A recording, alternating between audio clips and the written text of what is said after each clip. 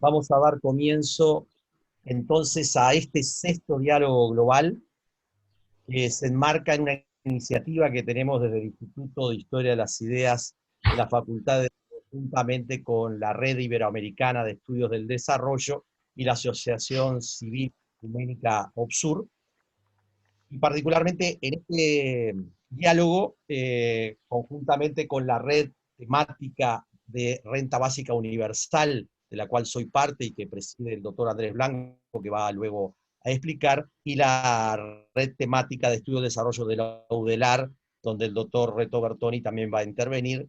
La idea básicamente era poder generar masa crítica, es decir, sobre un tema que está en agenda, que es el tema de la renta básica universal incondicional, dialogar con un referente global, un referente académico de los movimientos sociales, como es el economista Daniel Ravantós de Barcelona, de Cataluña, con quien hemos interactuado este año a través de la red eh, latinoamericana de renta básica, la cual está presente también apoyando esta actividad.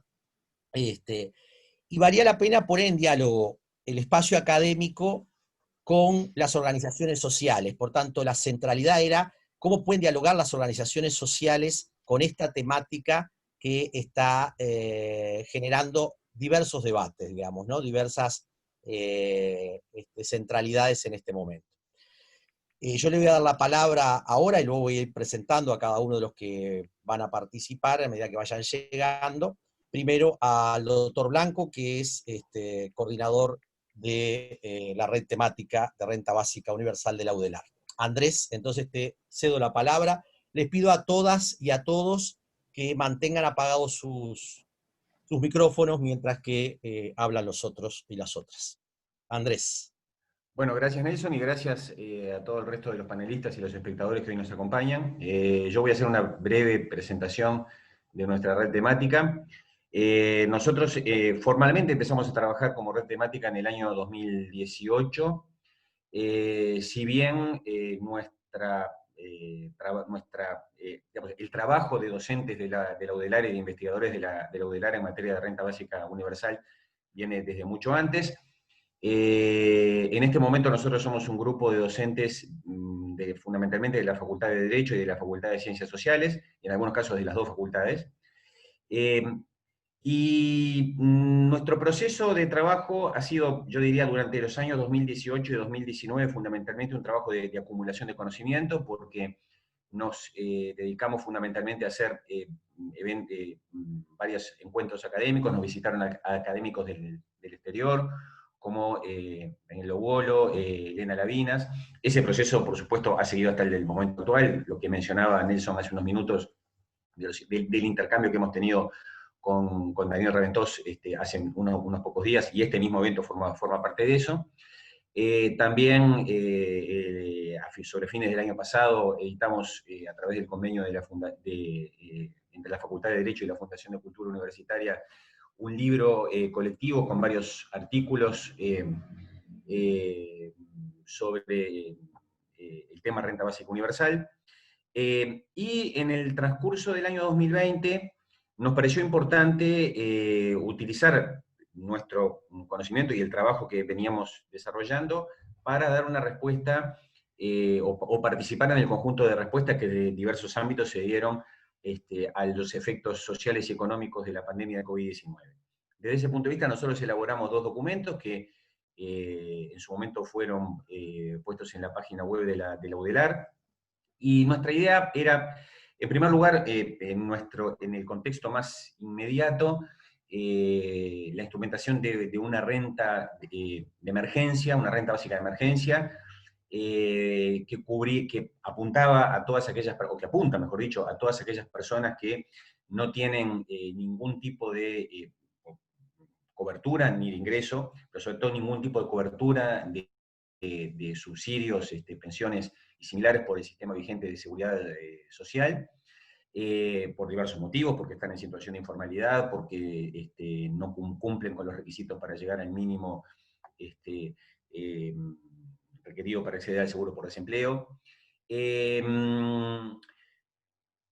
Acompañamos eso también con una propuesta concreta de financiación definida por supuesto por el carácter urgente de esa renta de emergencia, pero también nos pareció importante desde el primer momento, y este es un norte que tenemos planteado de manera muy firme, pensar todas estas propuestas como caminos o como etapas, o sea, como fases de un camino hacia una verdadera renta básica universal. O sea, nos parece importante nunca perder de vista ese objetivo de que esto, pensarlo como escalones hacia una verdadera renta básica de alcance universal.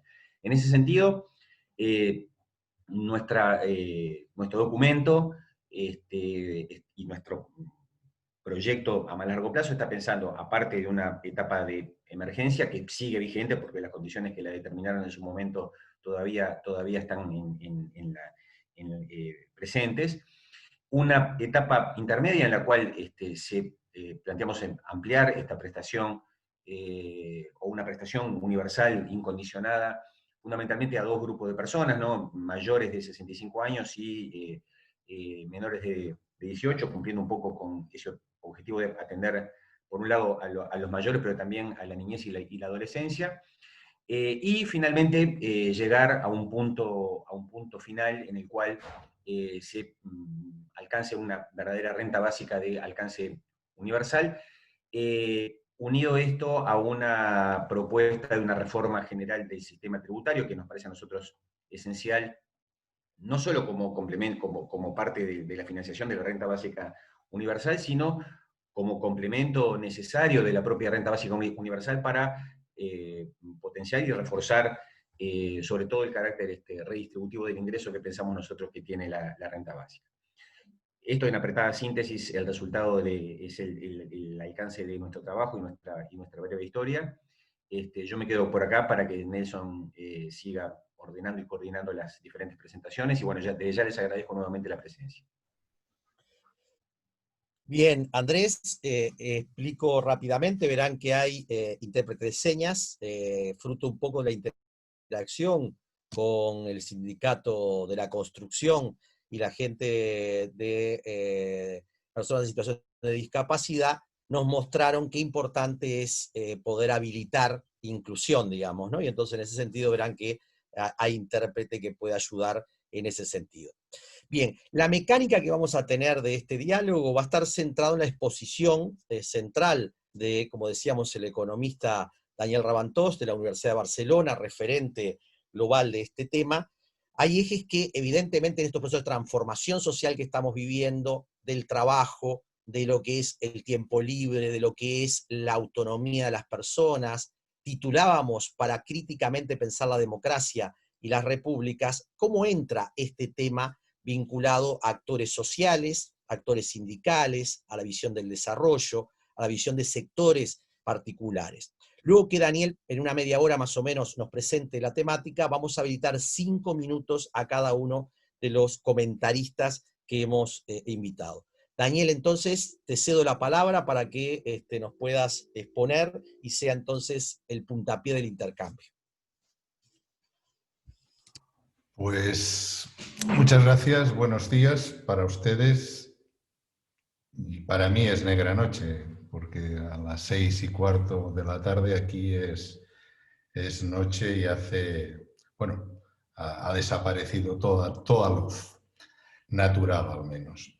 Bueno, primero de todo, agradecido a todos los organizadores y asistentes, por supuesto, a esta intervención, y luego espero que después de mi intervención, como decía Nelson, pues podamos establecer un diálogo lo más interesante posible, ¿no? Les voy a decir el esquema de mi intervención. Serían básicamente 5 puntos, aunque algunos un poco más largos que otros. Si no tengo tiempo de desarrollarlos, pues no hay problema, porque eso sí, pienso estar media hora para no gastar ningún minuto más a las seguro interesantísimas intervenciones que ustedes tienen que hacer y poder dialogar, ya digo, con ustedes. Los 5 puntos que quiero tocar, ya digo, con distinta intensidad, sería derechas e izquierdas en defensa de la renta básica. ¿Qué hay de cierto en esto, no? Otro punto sería sindicatos o la relación de los sindicatos con la renta básica. Un tercer punto sería los feminismos también y su relación con la renta básica, algún punto interesante de discusión al respecto que ha salido internacionalmente, digamos, en los últimos años. Otro punto sería la diferencia principal de la renta básica con los subsidios condicionados, que pueden ser más o menos generosos, pero que serían todos o tendrían todos en común que son pues subsidios condicionados.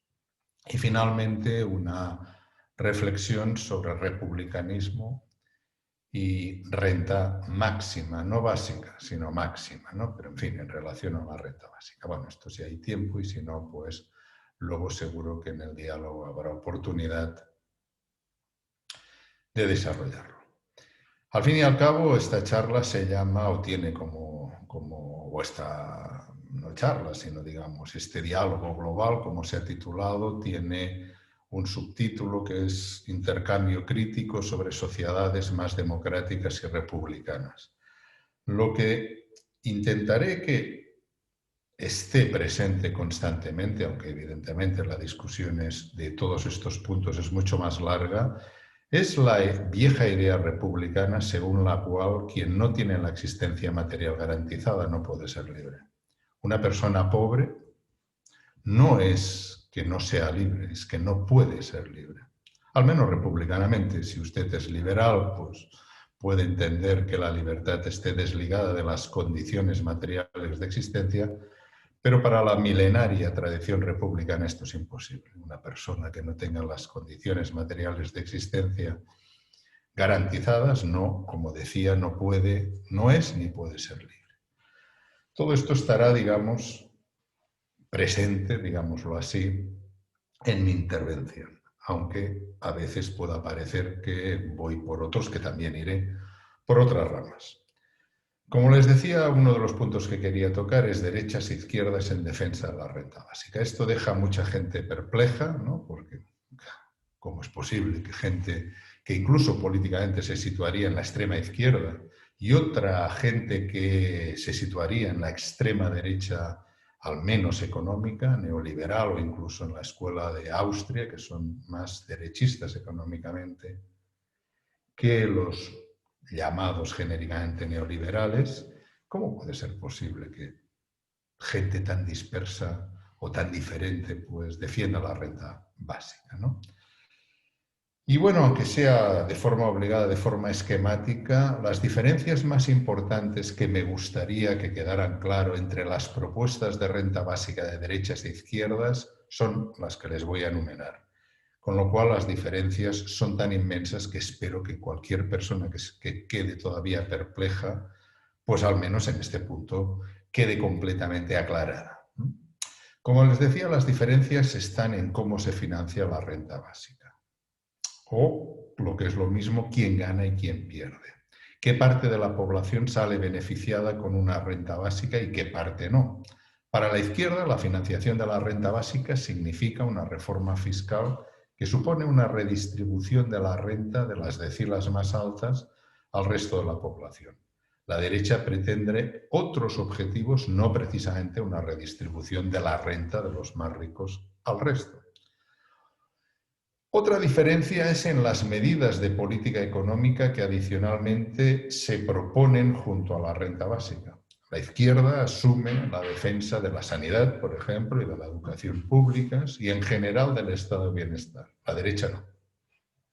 Los defensores de derechas de la renta básica pretenden desmantelar el estado de bienestar o lo que queda en algunos lugares del mismo a cambio de la renta básica. Este sería, por ejemplo, el caso del economista súper famoso Charles Murray, que escribe en las páginas de Wall Street Journal desde hace muchos años y escribió un libro no hace muchos años que se titulaba In Our Hands, ¿no? Y como subtítulo A Plan to Replace Welfare State, ¿no? Es decir, más claro el agua, ¿no? Nuestras manos, renta básica, y en nuestras manos, como subtítulo, un plan para acabar o reemplazar el estado de bienestar, ¿no? Bueno, me parece que esto es una idea muy clara, ¿no? Otra de las diferencias es el aumento del poder de negociación de los trabajadores y de las mujeres que supondría la renta básica, según defendemos los que somos de izquierda. Esto no es admitido, por supuesto, de ninguna de las maneras como algo bueno o deseable por parte de la derecha. Adicionalmente, la derecha prefiere cantidades pequeñas de renta básica por debajo del umbral de la pobreza para incentivar, pongámoslo entre comillas, el trabajo remunerado. Sobre el cada vez más desarrollado porcentaje de trabajos de mierda, que como ustedes saben es una expresión académica y muy buena y muy oportuna debido a este gran antropólogo que se murió hace muy pocos meses, David Graeber, ¿no? Y trabajos de mierda es un concepto que tiene que ser muy claro, porque no solamente es que sea con malas condiciones de trabajo. Trabajos de mierda es trabajos que no sirven para nada, pero que se hacen para que otras personas se consideren importantes, ¿no? Trabajos completamente inútiles, ¿no? Bueno, pues la derecha es insensible a esta cuestión, puesto que justifica que siempre se han tenido que desarrollar trabajos desagradables y poco interesantes para hacer posible el crecimiento. Otra de las diferencias fundamentales es en la neutralidad del Estado. Para la derecha, la neutralidad significa que el Estado no intervenga en las negociaciones y disputas de los distintos agentes y sectores sociales. Para la izquierda, al menos la partidaria, como un servidor de la libertad republicana, significa que debe intervenir el Estado activamente para impedir que los grandes poderes privados, como las multinacionales, gigantes, impongan su voluntad privada a los Estados, con el ataque a la libertad de la mayoría no rica, que esto evidentemente supone, con una defensa de una renta máxima, por ejemplo, de la cual intentaré hablarles un poquito al final de mi intervención. Un Estado republicano debe intervenir activamente para que la neutralidad sea un hecho y no una superficial consigna de equidistancia entre los distintos proyectos de buena vida. Republicanamente esto se presupone, por supuesto, pero cuando grandes poderes privados disponen de la capacidad de imponer a toda la ciudadanía su concepción privada del bien como si fuera bien público, cuando la constitución oligopólica de los mercados permite el secuestro del Estado por parte de estos inmensos imperios privados, la neutralidad significa intervención activa, no tolerancia pasiva y que gana el más fuerte. Otro punto, como les anunciaba antes que quería mencionar, será un poco más largo, quizá es sindicatos y renta básica, ¿no? El análisis general del papel histórico de los sindicatos y la importancia de su acción no es el objeto de mi interés ahora mismo o como interés de esta intervención. Únicamente abordaré la relación de los sindicatos con la renta básica. Se harán referencias a algunas organizaciones sindicales en particular, ¿no?, que ya verán por qué son excepciones, pero el objetivo es explicar la posición más común de los sindicatos del mundo, aunque evidentemente estos sindicatos del mundo son muy diferentes y por lo tanto, pues, esto es decir poco, pero en general podríamos decir la mala relación en general de los sindicatos con la renta básica.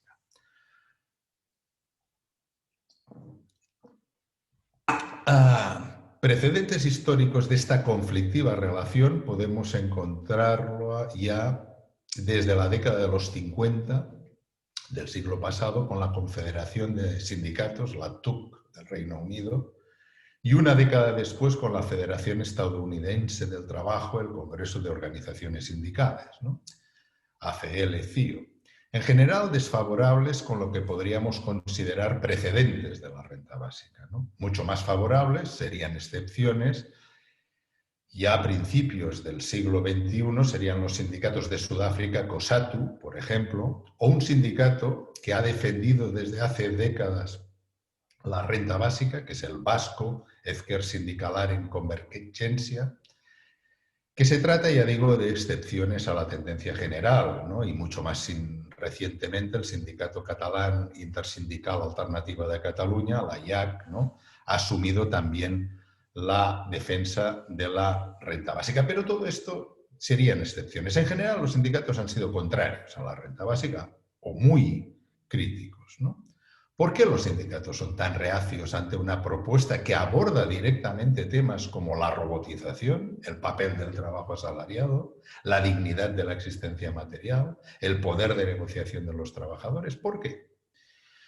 Intentaré, aunque es difícil encontrar en sus escritos, en los escritos sindicales, sistematizaciones de sus diferencias con la renta básica, pero he intentado resumirlas o las he escuchado en mesas redondas o en algunas declaraciones de algún sindicalista más o menos conocido. En fin, he intentado resumirlo, ¿no? Y las objeciones son, luego intentaré contestarlas. De momento digo solo las objeciones.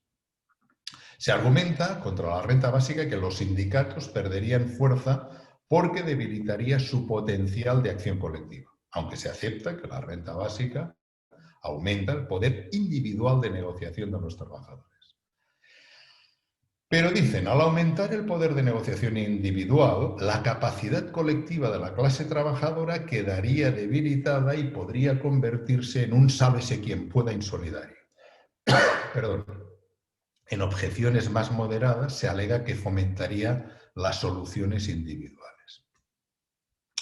Otra diferencia es que, como el grueso de la afiliación sindical está compuesta mayoritariamente por trabajadores con contratos de trabajo estables a tiempo completo y bien pagados en relación a la media, entiéndase, bien pagados en relación a quiere decir únicamente que los otros están peor pagados. Pues digo que con este razonamiento algunos sindicalistas opinan que esta fracción de la clase trabajadora podría salir perdiendo económicamente debido a las reformas fiscales que se requerirían, claro, para poder financiar una renta básica. Un tercer argumento de discrepancia o argumento, digamos, contrario a la renta básica por parte de sindicalistas asegura que la renta básica podría servir de pretexto para desmantelar el estado de bienestar, por ejemplo, atacando a la educación y sanidad públicas, que esto sería cierto, como he dicho antes, por parte de algunas derechas que defienden la renta básica. Este es un material evidentemente muy sensible al mundo sindical porque se ha luchado mucho para tener una buena sanidad y educación públicas y también se ha luchado contra el ataque a las mismas, está claro. La renta básica, según esta crítica, sería un cheque a cambio de la privatización y degradación de las que fueron en su momento unas grandes o buenas sanidades y educación públicas. Un cuarto argumento que se ha aducido es que los empresarios harían presión para reducir los salarios, ya que con la renta básica argumentarían que parte de los salarios estarían cubiertos. Argumentos que a veces aquí en el Reino de España se acompaña con el de los alquileres, ¿no? Si se ha dado en algún momento algún tipo de ayuda a jóvenes, por ejemplo, para conseguir menos difícilmente la vivienda, los propietarios han subido los alquileres. Y este argumento se traslada por parte de algunos sindicalistas a los salarios. Quinto argumento contrario de los sindicalistas, o de algunos sindicalistas, a la renta básica. Que la renta básica se opone a la cultura del empleo que ha sido hegemónica, como no podía ser de otra forma, está claro, ¿no?, en el mundo sindical. El hecho de ser una propuesta que desvincula la existencia material del empleo y de los derechos a él vinculados resulta otra de las objeciones fundamentales por parte de los sindicalistas o de algunos sindicalistas. Una sexta objeción, que en parte sería una variante de esta última objeción sindical, es que lo importante es el pleno empleo, ¿no? Dar trabajo remunerado a la gente es la solución correcta porque es lo que da dignidad y lo demás son simples paliativos. Y la renta básica sería un paliativo, pero lo importante es tener empleo asalariado. El séptimo y último argumento de los que llevo previsto explicarles es que la renta básica podría adormecer o apaciguar la capacidad de lucha de la clase trabajadora al asegurarle una mínima existencia y ello comportaría que los empresarios pudieran hacer y deshacer sus proyectos con mayor tranquilidad. Esta situación acabaría redundando en una mayor explotación de la clase trabajadora, porque la pasividad que comportaría la renta básica acabaría perjudicando sus condiciones salariales y de bienestar social. Vamos a ver cómo se pueden responder brevemente a estas 7 objeciones de los sindicatos. La primera, como recordarán, es que el poder de negociación individual de los trabajadores aumentaría, pero no el colectivo, ¿no? Pero yo creo que esto se responde muy fácilmente, ¿no? Que el poder de negociación individual aumente no significa que deba salir perjudicado el poder de negociación colectivo sindical. Como he dicho antes, algunos pocos sindicatos y algunos sindicalistas a nivel individual han visto, muy al contrario, en caso de huelga de larga duración, una renta básica podría actuar como una caja de resistencia. A la segunda objeción, que los sindicatos en general tienen una afiliación de trabajadores con un nivel salarial algo superior a la media, al menos aquí en la Unión Europea, supongo que en Uruguay no estará mejor la cosa y en América Latina en general está mucho peor, esto no tengo ningún tipo de duda, es que el contrato estable, lo que hace pocas décadas se llamaba contrato fijo, es algo que hoy actualmente no existe. Excepto los funcionarios públicos, nadie tiene el puesto de trabajo fijo, ¿no? Como equivalente a asegurado. El posible conservadurismo de algunos trabajadores con contratos relativamente bien pagados, contrarios a la renta básica, con expresiones del tipo «es una vergüenza que haya gente que cobre sin hacer nada mientras yo tengo que levantarme a las 5 o a las 6 de la mañana para ganarme el pan», no debe hacer perder de vista el inmenso número de personas en situación contractual peor que saldrían ganando, por supuesto.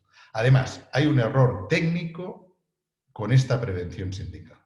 La inmensa mayoría de afiliados a los sindicatos, pero la inmensa mayoría, saldrían ganando, monetariamente incluso, a esto me estoy refiriendo, con la financiación de una renta básica como la que he hecho junto con otros compañeros de la Red Renta Básica, de mi asociación, ¿no? Que hoy no les voy a contar, aunque quizá en las preguntas pues algo pueda explicarles, porque si no, evidentemente, no tendría tiempo de explicarles nada más. Sobre la destrucción, recordarán que una de las otras objeciones es la destrucción del estado de bienestar, ¿no? O ataque. Como les he dicho antes, efectivamente, los defensores de derechas de la renta básica pretenden desmantelar el estado de bienestar a cambio, entre comillas, de una renta básica. Los defensores de izquierdas de la renta básica pretendemos una redistribución de la renta de los más ricos al resto de la población y el mantenimiento o incluso el fortalecimiento del estado de bienestar. Una no correcta, pero quizá propagandísticamente efectiva forma de confundir la discusión consiste en no hacer distinciones entre las distintas formas de defender la renta básica. Es decir, una vez más, entre las propuestas de izquierdas y las propuestas de derechas.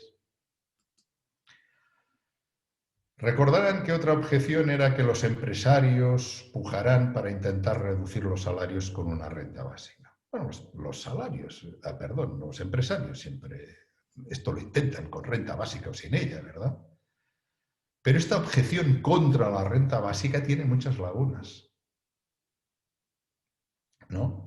Porque evidentemente los trabajadores tendrían un poder de negociación muy superior al que tienen sin una renta básica para aceptar condiciones de trabajo, incluso reducciones salariales, ¿no? Es lo que tantas veces se ha dicho, la renta básica incrementaría el poder de negociación de los trabajadores y de las mujeres, por supuesto, pero esto entrará después. Bueno, otra de las objeciones es que, efectivamente, la renta básica desvincula la existencia material del empleo y de los derechos a él vinculados, o sea, vinculados al empleo. Pero esto no es incompatible ni se opone al empleo. Proporciona justamente una forma flexible o de mayor fuerza de compartir el trabajo asalariado, ¿no? Bueno, algunos autores, por ejemplo, también han comentado, como Van Parijs, ¿no? En fin, que no se trata de que la renta básica, evidentemente, favorecería que la gente fuera más libre para elegir entre distintos tipos de trabajo, mucho más que ahora, por supuesto, ¿no? Y luego estaba la objeción, como ustedes recordarán, del pleno empleo, ¿no? Que la perspectiva es lo interesante es el pleno empleo. Mire, podría sobre esto decir mucho, pero para no alargarme demasiado, solo hay que tener en cuenta lo que opinan los trabajadores sobre sus propios trabajos, no lo que opinan los profesores universitarios, que hablan mucho de la dignidad del trabajo. Cuando los trabajadores se les preguntan cosas como qué utilidad tiene su trabajo, es impresionante. Las encuestas conocidas en el Reino Unido y en Estados Unidos, que casi el 50% de los trabajadores, algunos muy bien pagados, dicen que su trabajo no tiene ningún tipo de utilidad. Si lo hacen, evidentemente, es para tener un salario que es lo que les permite vivir, ¿verdad? Bueno, había también la objeción sobre la última, la pasividad de la clase trabajadora que comportaría una renta básica, ¿no? Bueno, aquí solamente les haré la reflexión que hizo el gran economista de mediados del siglo XX, Michael Kalecki, que por cierto era un economista que mantuvo una relación intelectual muy estrecha con Joan Robinson, Piero Raffa, John Maynard Keynes, ¿no? Bueno, en fin, esto ahora no importa, ¿no? Pero se refirió al efecto disciplinador del empleo, ¿no? Decía que cuando hay mucho empleo, mucho desempleo, evidentemente, esto es un efecto disciplinador impresionante, ¿no? Que hace que los empresarios puedan, evidentemente, imponer sus condiciones, ¿no? A mayor vulnerabilidad en las posibilidades de perder el puesto de trabajo, mayor es la disposición a aceptar el empeoramiento, claro, en las condiciones laborales, no solo salariales, ¿no? Bueno, con una renta básica, ¿no? El efecto disciplinador al que se refería Kalecki quedaría enormemente debilitado, cuando no cortado de raíz. Efectivamente, el poder de negociación de la clase trabajadora aumentaría con una renta básica, ¿no? Muchos trabajadores se sentirían más protegidos que ahora para negarse a aceptar condiciones de trabajo que se han llegado a calificar de semiesclavas. Entro a otro de los puntos, feminismos y renta básica. ¿Cómo podría incidir sobre el trabajo de cuidados o sobre el trabajo de reproducción la introducción de una renta básica? En este punto es necesario decir que la renta básica por sí sola no resolverá todos los problemas relacionados con la división sexual del trabajo. Hay críticas que afirman que la división sexual del trabajo no solamente no se vería mejorada con la renta básica, sino que temen que las mujeres elegirían no trabajar asalariadamente, asumiendo que es el trabajo el que emancipa, ¿no? En fin, esto para algunas autoras también es de una miopía impresionante, ¿no? Porque el trabajo asalariado no es precisamente una liberación de la mujer. Pero bueno, algunas críticas que recibe la renta básica a cuenta del hecho de que no acaba con determinados problemas sociales, intentaré hacer ver que son infundadas, ¿no? Por ejemplo, como también sería infundado, ¿no?, quejarse o criticar el subsidio de desempleo porque no ayuda a solucionar los problemas de la vivienda, o del sistema público de salud porque no actúa sobre el desempleo juvenil, ¿no? Esto parecería poco justificado, ¿no? Y sin embargo, parece que algunos autores y autoras razonan de forma que se supone que la renta básica ha de ser el cúralo todo universal. La desigualdad y la división sexual en el trabajo son dos graves problemas sociales cuya solución requiere de un paquete de reformas mucho más amplias que una renta básica. Pero vayamos a la cuestión principal de este punto, ¿no? Creo, y hay muchas feministas que lo han defendido, que la renta básica entrañaría a todas luces una mayor libertad para las mujeres. Hace más de 2 siglos, Mary Wollstonecraft señaló que la conquista de derechos, ciudadanía y un mejor estatus para las mujeres, tanto casadas como solteras, exigía su independencia económica, algo, por cierto, muy republicano. En segundo lugar, muchas mujeres atrapadas hoy en la trampa de la pobreza bajo el sistema de subsidios condicionados podrían escapar de ella con una renta básica. La feminización de la pobreza se vería enormemente mitigada. La independencia económica que permitiría una renta básica posibilitaría a muchas mujeres huir con más facilidad de relaciones de pareja donde hay violencia y abusos, como también para salir, evidentemente, de trabajos remunerados en donde se producen acoso o abusos sexuales. Como la renta básica tiene carácter universal e incondicional, y se paga por ello, claro, evidentemente, tanto a hombres como a mujeres, se resolverían al menos algunos de los problemas derivados de las asignaciones destinadas a los cabezas de familia. Como se sabe, cuando son los hombres los cabezas de familia, los subsidios dirigidos a la familia, si tienen que pasar por ellos, no necesariamente llegan a toda la familia, a los niños. En fin, eso es interesante también y por eso algunas feministas han pedido que la renta básica la administrase para los menores, claro, las madres, ¿no? Las mujeres.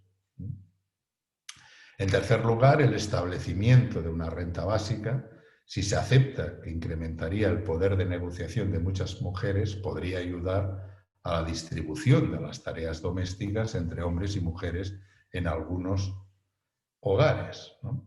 Pero cualquiera que fuera el caso, el poder de negociación de la mujer que recibiría una renta básica sería mayor que si no la percibiera.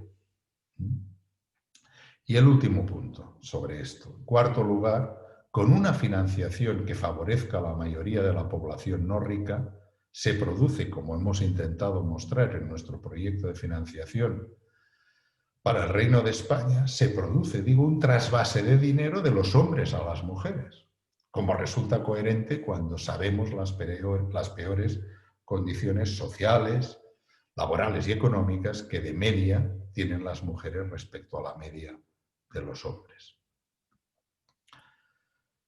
Me falta 1 minuto para la media hora. Por lo tanto, voy a dejar la diferencia principal de la renta básica con los subsidios condicionados, porque esto me alargaría al menos 5 minutos más.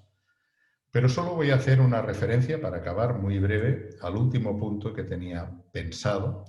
Una referencia muy breve, que seguramente la podremos reproducir en el diálogo y tal, ¿no? Y es algo con lo que he empezado. La renta básica sería una medida que algunos republicanos han visto, precisamente en las condiciones económicas del siglo XXI, sería una medida que garantizaría la existencia, bueno, siempre que fuera igual, al menos al umbral de la pobreza, evidentemente, que garantizaría, como les decía, la existencia material de toda la población, ¿no? Claro, evidentemente esto no soluciona todos los problemas, de aquí que últimamente esté tomando tanta altura, por decirlo así, la propuesta de una renta máxima, a la que ha aludido también hacia el principio. Una renta máxima, ¿qué es? La vieja idea republicana, según la cual a partir de determinada riqueza no se puede ser más rico porque esto atenta a la libertad de la inmensa mayoría de la población. Y republicanamente esto es inadmisible. Por lo tanto, a partir de determinado nivel de renta, tasa marginal impositiva del 100%. Bueno, recuerden, por ejemplo, que en los años 40, 50 y 60 y parte de los 70, en el Reino Unido y en Estados Unidos, los más ricos pagaban una tasa marginal que no era del 100%, pero llegó al 93, 94%. Estoy hablando de países, como ustedes saben, no de tradición comunista, precisamente, como Estados Unidos y el Reino Unido.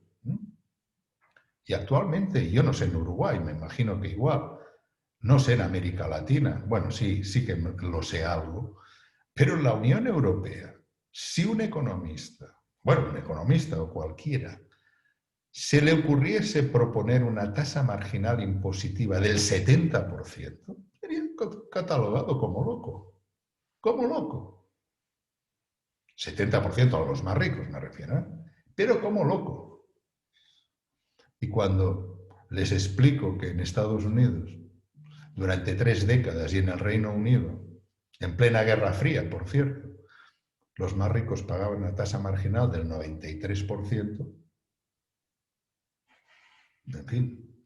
Y por cierto, los capitales no migraron, por cierto, ¿no? Y por cierto también, claro que había ricos, pero la economía norteamericana del Reino Unido nunca conoció una situación tan floreciente, pero al mismo tiempo con muchas menos desigualdades que las que hay actualmente, pero muchísimas menos, ¿no? Recuerden que todo esto ya empezó con la política de Roosevelt contra los grandes varones empresarios. Pero bueno, esto ya sería alargarme y ya me he excedido 1 minuto y medio de la media hora, por lo tanto es hora de acabar. Muchas gracias por la atención y espero que podamos dialogar a partir de estos instantes. Muchas gracias. Gracias a ti, Daniel, provocador como queríamos para que aportara a la discusión académica, la discusión con las organizaciones sociales, con los medios sociales, con los sindicatos, y en la línea un poco de ampliar el diálogo que tenemos que ver en la universidad, le pedimos a Reto Bertoni, al doctor Reto Bertoni de la red temática de estudios del desarrollo, que pudiera hacer algunos comentarios en torno a tu exposición para luego darle a las distintas organizaciones sociales y luego de que todos intervengan, volver tú a retomar que ya tiraste varios ejes, por lo cual eso genera movimiento. Decir que, bueno, tenemos el saludo de la gente de la red latinoamericana, a Yasmín de Ecuador, desde otros lugares de América Latina que están escuchando. Aquí en Uruguay el tema de que la asunción de las y los intendentes ha generado que gente que iba a participar no esté en este momento y mandan mensajes de que lo verán luego. Bien, entonces, le doy la palabra al doctor Reto Bertoni, de la Red Temática de Estudios del Desarrollo, para unos comentarios en torno a tu exposición y luego pasaríamos a las organizaciones sociales presentes. Gracias, Nelson. No voy a gastar tiempo en saludar y agradecer a todos los que tendría que agradecer. Sí agradecer a Daniel por la intervención, realmente muy interesante. Y voy a ir al grano, a 3 o 4 cosas que me gustaría resaltar y a un par de preguntas que me gustaría hacerle a Daniel y a todos los que estamos presentes. La primera reflexión tiene que ver con este punto de partida que nos proponía Daniel sobre el tema de la pobreza y la libertad en las repúblicas, ¿no? Esta relación, para no irnos a hablar de autores demasiado sospechosos de izquierdistas o radicales, el propio Amartya Sen dice que el principal obstáculo a la libertad es la pobreza. Y me parece que esto es un punto de partida interesante para plantearse normativamente el problema de la renta básica universal. Voy a ser medio telegráfico para usar los 5 minutos que me otorgaste, Nelson. La segunda cuestión tiene que ver... Tenemos un poquito más de espacio. Bueno. La segunda cuestión tiene que ver con algo que deslizaste también por ahí, y es que la renta básica universal en definitiva es un instrumento. Por lo tanto, la pregunta ¿para qué la renta básica? Es muy relevante. Y esto tiene que ver con después quién la defiende y para qué. Es decir, el factor normativo tiene que estar planteado desde el principio. La renta básica puede ser funcional a distintos proyectos de desarrollo, a distintas ideas de desarrollo humano o de desarrollo de nuestras sociedades. Entonces, tomado como instrumento, es absolutamente central el preguntarnos para qué y el preguntarnos el cómo. Y acá va la primera pregunta que tú estás esperando, y es el cómo tiene que ver mucho con la financiación. La renta básica universal ha sido atacada desde algunas tiendas porque económicamente no es factible, no es posible, no es financiable. Entonces, sé que esto es un centro para que tú cabecees en el medio del área, pero me parece que es fundamental que nos compartas algunas de las ideas que he leído por ahí, que han desarrollado tú y otros compañeros. La tercera cuestión, me pareció sumamente interesante, sé que esto es un debate para todos los que están en el tema de la renta básica universal, es un debate cotidiano, pero no por eso menos importante, el tema de la renta básica y el trabajo. Esta cuestión de que la cultura del trabajo se vería menoscabada con una renta básica universal, y que esto no debería solucionarse entonces por el lado de la renta básica, sino del pleno empleo. Y aquí el tema de la dignidad del trabajo en un sistema capitalista como el que vivimos, no es de recibo. Es decir, la dignidad del trabajo solo es posible cuando el trabajo es el trabajo voluntario, es el trabajo que brinda utilidad a la sociedad y satisfacción al individuo. Y lejos estamos, tú lo planteaste muy bien, de que se cumplan estas dos condiciones, la utilidad social y la satisfacción individual con el tipo de trabajo, y la relación laboral que se genera en nuestro sistema. La penúltima también es un centro para discutirlo. En situación de emergencia sanitaria como la que estamos viviendo de nuestros países a raíz de la pandemia, han surgido distintas iniciativas de caminar hacia la renta básica a partir de algo que no es renta básica universal y que son distintas formas de rentas de emergencia para situaciones de vulnerabilidad extrema. Me gustaría tu opinión, esto es una pregunta, respecto a este camino de secuencialidad o de escalar hacia la renta básica universal a partir de estas rentas de emergencia. Y la última cuestión, que la planteaste tú al final y que vuelvo al principio, es que no hay república si no hay libertad de ejercer el derecho o los derechos de los ciudadanos y de las ciudadanas, y que la principal condición material para poder acceder a esos derechos está en la subsistencia. Entonces, esto no es una pregunta, sino una reflexión, y quizá la puedas tomar de nuevo. Esta idea de que en nuestras sociedades el poder gozar de los derechos depende de que se puedan ejercer los mismos, tiene una relación muy estrecha con la idea de la renta básica universal. Y me encantó el final de tu intervención, referido a la renta máxima. Mis temas de investigación no están por el lado de la renta básica universal, pero sí de la energía y del derecho a la energía. Y muchos se preocupan, algunos investigadores, en ver cuál es el umbral mínimo para satisfacer las necesidades sociales en términos de energía. Pero no nos preguntamos, en un mundo que está por explotar en términos ambientales, de cuál es el máximo de energía que es necesario utilizar para el bienestar, para la satisfacción de las necesidades. Y en esto yo creo que convergemos hacia esta postura que tú planteabas recién. Así como en términos energéticos, no hay que eludir la discusión de cuál es el techo máximo, en términos de renta quizá no haya que dejar de discutir también cuál es ese umbral a partir del cual la tasa impositiva marginal o la tasa marginal impositiva debería ser del 100%. Lo dejo por acá, muchas gracias, y seguimos en el diálogo. Muy bien, Reto, creo que aportás otro aspecto fundamental para poder seguir pensando.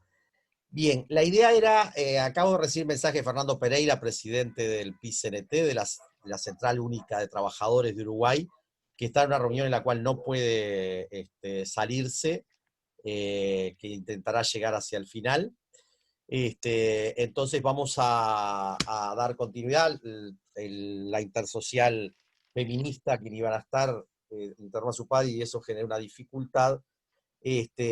Si seguimos la secuencia, no sé si Sergio Reyes de la ANON, la Asociación Nacional de ONGs, te doy la palabra para que puedas hacer algunos comentarios y algunas preguntas en torno a lo planteado por Daniel Ravantós.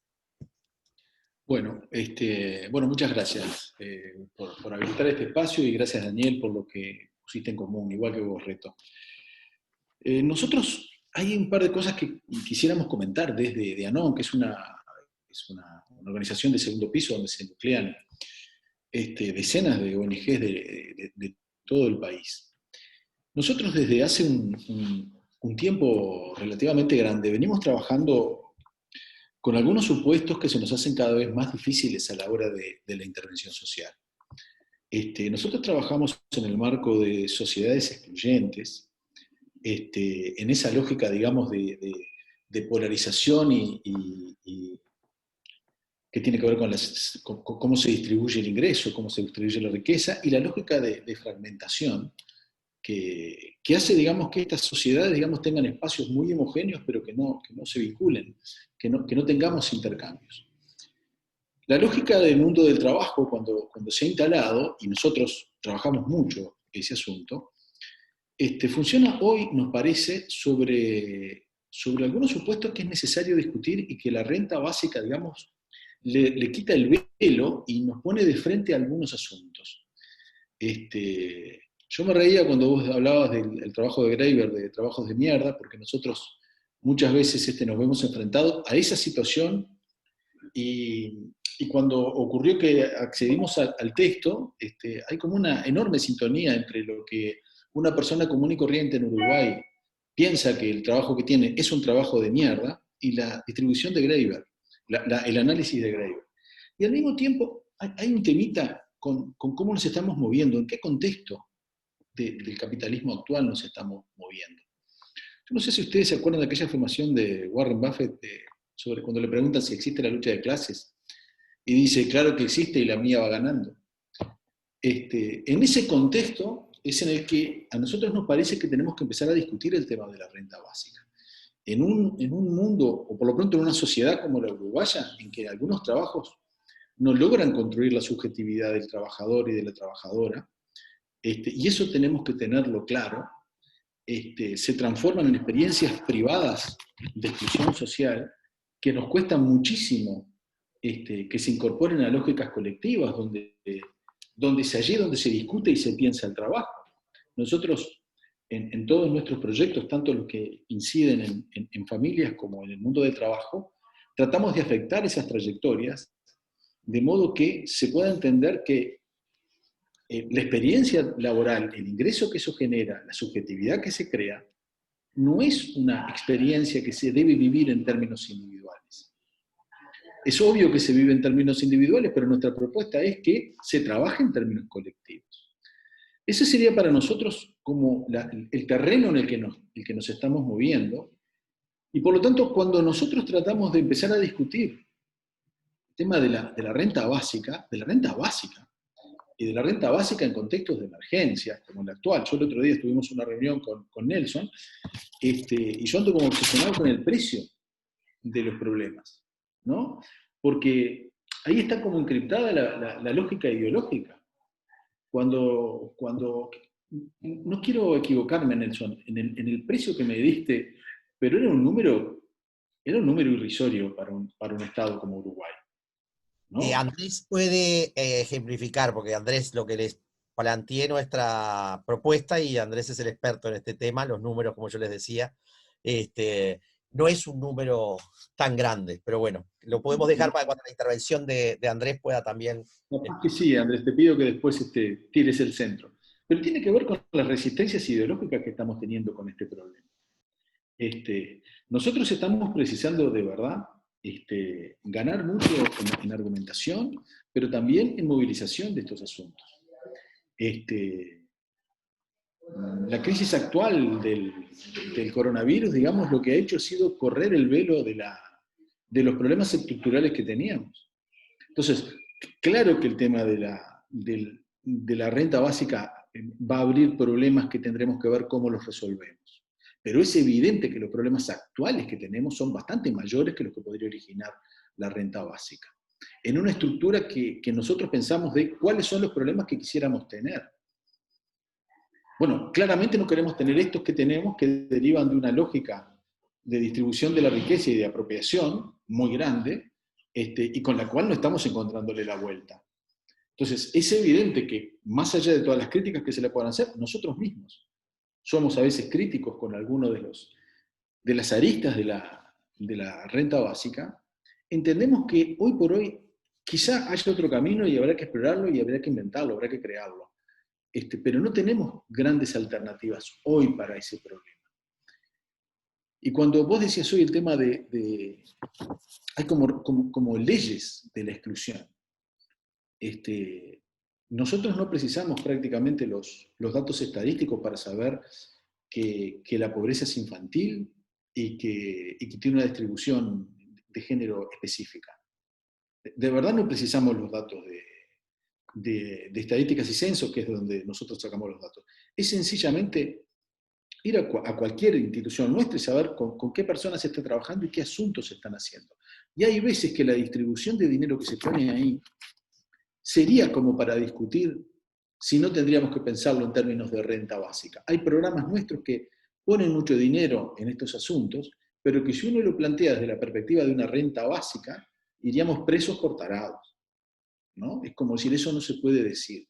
Estamos teniendo un problema para poner el tema y sobre todo para politizarlo, ¿no? Es decir, precisamos que aparezcan argumentos en contra, precisamos el debate, precisamos estos encuentros, pero por sobre todas las cosas precisamos, digamos, trabajar junto a aquellos que están pensando que este es el camino, sabiendo que esto es transversal. El otro día Nelson lo comentaba, para nosotros también es evidente, hay una línea que atraviesa y que es transversal, izquierda, derecha, pero precisamos trabajar y discutir estos asuntos. Nosotros, desde ANON, desde las organizaciones de la sociedad civil, hemos elegido tener los problemas que derivarían de la renta básica, todos los problemas, pero tampoco estamos viendo que haya alternativas de corto plazo que sean de otro estilo. El pleno empleo está claro que no es la salida, o por lo pronto no es la salida más realista que podríamos tener en el corto plazo.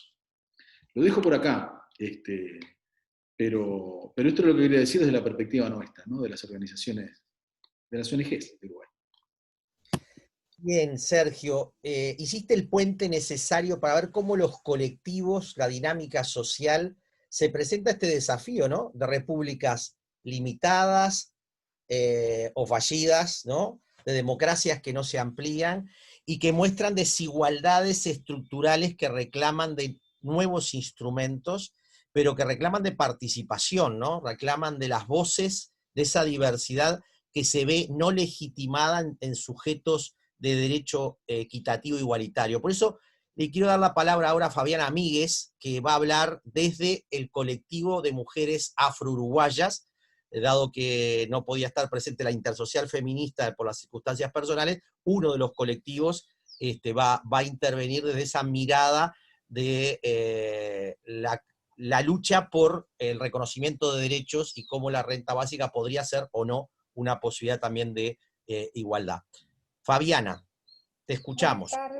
Buenas tardes, saludos a todos, muchas gracias por el espacio. Sí, nosotros como... ¿Podés conectar la cámara o no? A ver, espera un poquito. A ver, ahí. Nosotras, ahora sí. Nosotros como integrantes de la Intersocial Feminista y fundadoras, participamos básicamente como mujeres y como mujeres afro-uruguayas. Lo que nos interesa básicamente en este espacio es, bueno, lo que se tendría que recuperar es las 4 opresiones grandes que tiene Uruguay.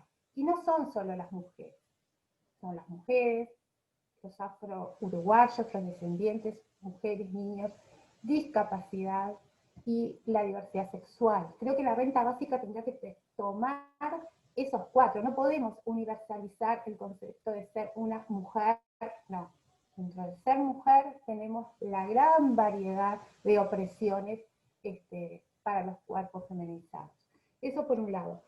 Y los invito a ver el video que sacó el Banco Mundial, que ilustra perfectamente los 4 colectivos más vulnerados en Uruguay. y por supuesto, producto de la pandemia, ¿no? Y bueno, y a mí se me ocurren como algunas cosas, esto del trabajo de mierda, como pregunta, ¿no? ¿Quiénes hacen el trabajo de mierda? ¿Quiénes hacen? ¿Quiénes están barriendo las calles siempre? Gurises afrodescendientes, madres afrodescendientes, ¿no? O sea, ¿qué es el trabajo de mierda y quién lo realiza? También eso, ¿no? Como pensarlo capaz desde ese lugar. Y bueno, eso es lo que nosotros planteamos, que el análisis, me lo estoy leyendo porque estoy sacando apuntes, el análisis tiene que ser en conjunto que género, raza, tiene que ser interseccional, si no, no podemos hablar de una renta básica. Como dijo el compañero de ANON, sí, obvio, ¿la pandemia qué hizo? La pandemia dejó en evidencia una cantidad de opresiones y que ya estaban, que bueno, que estábamos con los ojos tapados, ¿verdad? Pero acá, digo, claramente se tiene que poner esto. ¿Qué pasa con las personas afrodescendientes? ¿Qué pasa con la diversidad? Con las compañeras de discapacidad, por favor, que acá tenemos una compañera que siempre está conmigo como proponiendo el tema, que como sociedad hay temas que no podemos taparnos los ojos y tienen que estar en el tapete. Así que bueno, voy a ver si les puedo pasar el link del videíto del Banco Mundial, que es bien clarito, y ahí no podemos taparnos los ojos, compañeros. Bueno, esa es simplemente mi intervención. Muchas gracias. Gracias, Fabiana. La idea era instalar diversidad de voces desde distintos lugares, porque esa es la perspectiva también que tenemos con los diálogos globales. Y bueno, la renta básica tiene que ser críticamente apropiada a esta discusión. Está el colectivo de derechos del niño, Mauricio Fuentes, te doy la palabra para luego dar paso a la Secretaría de Derechos Humanos del ZUNCA y así poder dejar unos 20 minutos de respuesta a Daniel después de las intervenciones de la red de renta básica que van a estar después. Bien, Mauricio. Bueno, muchas gracias, Nelson, y gracias a Daniel también por la exposición súper clara y ordenada también, como para ayudar a comprender desde distintas dimensiones la temática y la mirada. En el marco de lo que es derechos de infancias y adolescencias, obviamente entendemos que hay un montón de situaciones que están condicionadas a la dimensión del ingreso. Entonces, evidentemente un elemento, un componente de protección social que tenga que ver con una renta básica universal, es más que necesario para poder garantizar efectivamente el acceso a ciertos derechos. Me quedo pensando, y que sí quisiera plantear 3 cuestiones o 3 interrogantes que no necesariamente tienen que ver con el dispositivo en sí de la renta básica universal, pero que sí me parece que es necesario poder ponerlo sobre la mesa, porque a su vez me parece que van a tener que ver con las discusiones que desde los ámbitos de las organizaciones de infancias y adolescencias necesariamente tenemos que dar en relación a esto. Por un lado, entiendo que hay una dimensión de la renta básica universal que se vincula con lo que es la ciudadanía económica. Y me queda el interrogante de en qué medida la ciudadanía económica puede ser efectiva en tanto y en cuanto otras dimensiones de la ciudadanía no pueden ser ejercidas por una cuestión de edad. Es decir, en caso de infancias y adolescencias, una renta básica universal incondicional podría ser percibida por niñas, niños y adolescentes. En el caso de que sean niñas, niños y adolescentes, los destinatarios de renta básica, en cualquiera de sus etapas, pero pensando en una renta básica universal incondicional, ¿serían ellos quienes la perciben directamente o sería a través de adultas referentes? Y en el caso de que sea a través de estas personas, ¿de qué manera convive esta situación con la autonomía económica que permite generar un dispositivo de estas características? Entonces me parece que ahí hay un nudo de problemas que tiene que ver con la condición específica de la etapa de la infancia y adolescencias, que está bueno pensarla desde esa perspectiva. Otro elemento tiene que ver con que la renta básica universal se inserta en un conjunto de elementos que hacen a las condiciones de la ciudadanía. Un poco vos lo traías en un momento, Daniel, cuando planteabas esto de que se planteaba como resistencia o como elemento de objeción por parte de algunos sindicatos, respecto de qué pasaría o que la renta básica universal podría ser una excusa, entre comillas, para que los estados bajen determinados estándares en materia educativa, de salud, sobre todo cuando vienen desde el discurso de las derechas. Pero me pregunto qué pasa cuando estos estándares no están garantizados desde el vamos, y qué pasa en un escenario de escasez de recursos en un estado, en el cual vos tenés que distribuir los recursos del Estado en diferentes áreas y hay un conjunto de derechos que efectivamente no están siendo garantizados desde el vamos, ¿sí? de entrada, y que no necesariamente podrían subsanarse a través de una renta básica universal incondicional, como por ejemplo cuestiones que tienen que ver con la desvinculación en el sistema educativo, cuestiones que tienen que ver con la inaccesibilidad a ciertos servicios del sistema de salud, y que no necesariamente una renta básica universal podría incidir en estas cuestiones. Entonces esa es mi segunda duda o mi segundo interrogante. En un escenario de distribución de recursos escasos, ¿por qué sería preferible optar por un mecanismo de estas modalidades en lugar de optar por otro tipo de mecanismos que puedan garantizar un piso de derechos desde otros lugares?